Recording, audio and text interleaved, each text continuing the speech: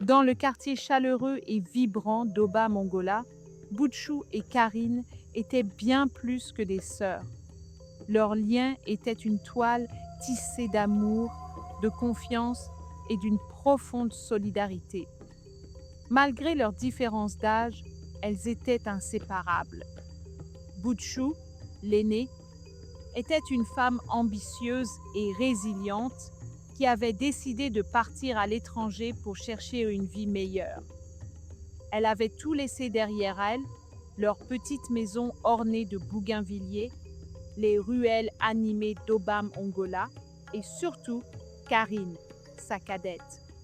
Avant son départ, Boudechou avait convoqué Karine dans leur coin préféré du jardin familial, sous le manguier ancestral qui avait vu grandir plusieurs générations. Karine, ma petite sœur, je te confie tout.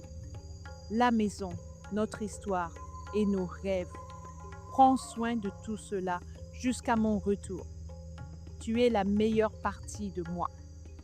Les larmes avaient coulé sur leurs joues alors qu'elles s'étaient serrées dans les bras, promettant de rester unies malgré la distance.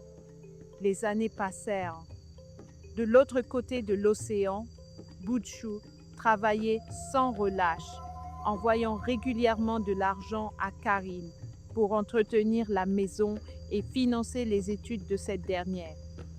Karine, de son côté, s'était montrée à la hauteur de la confiance placée en elle. Avec une gestion habile et une détermination silencieuse, elle avait transformé la maison familiale en un refuge accueillant, tout en poursuivant ses études avec brio. Chaque coin de la maison portait l'empreinte de son amour et de sa dévotion. Mais tout ne fut pas facile. Karine dut affronter les tentations, les jalousies du quartier et les moments de solitude. Beaucoup lui avaient dit « Pourquoi te donner tant de peine pour ta sœur qui vit sa vie loin d'ici? Tu devrais penser à toi. » Mais Karine, fidèle à leurs promesses, ne se laissa jamais influencer. « Une sœur, c'est pour la vie, » répondait-elle avec un sourire doux mais déterminé. Un jour, après plusieurs années d'absence, Butchou annonça son retour. Lorsqu'elle arriva à Obam Ongola, elle était nerveuse. Elle se demandait si les choses avaient changé, si leur lien était toujours aussi fort.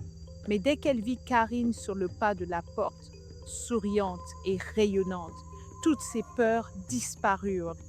La maison était encore plus belle qu'elle ne l'avait imaginé. Chaque détail, chaque fleur du jardin racontait une histoire de patience et d'amour. En entrant, Butchou trouva un cahier sur la table du salon. Curieuse, elle l'ouvrit et découvrit des pages remplies des écrits de Karine. Elle y racontait leurs souvenirs, ses propres doutes, ses réflexions sur la vie et surtout son immense fierté d'avoir une sœur comme Butchou. Les larmes montèrent aux yeux de l'aînée. Elle comprit que malgré les sacrifices et la distance, leur amour avait survécu à tout. Ce soir-là, sous le manguier, elles discutèrent jusqu'à l'aube, partageant leurs joies, leurs peines et leurs rêves pour l'avenir. Butchou, ému, dit « Tu es ma force, Karine. Tout ce que j'ai fait, c'était pour toi, pour nous. Et aujourd'hui, je vois que j'avais raison de te faire confiance. » Karine répondit avec un sourire. « Avoir une sœur comme toi, c'est avoir un trésor. Rien au monde ne pourrait briser ce que nous avons construit ensemble. » La morale de leur histoire était claire. Dans un monde souvent marqué par l'égoïsme et la trahison, l'amour familial est un refuge inébranlable.